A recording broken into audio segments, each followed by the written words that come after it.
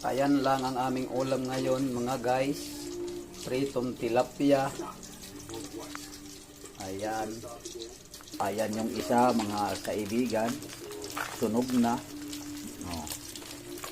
Nasunog na ang aming piniritong tilapia mga kaibigan. Yan lang ang aming ulam ngayong hapunan. At saka itong noodles. Ayan. Para may sabaw. Hindi nakapagulay at walang gulay na mga paninda sa palengke dahil bukas pa ang gulay. Biyernes. Ayan mga guys, luto na ang aming pinirito. Ito na lang ang aming ulam muna ngayon mga kaibigan. Ayun. Ayan, shout out dyan sa mga nangangain ng pritong tilapia.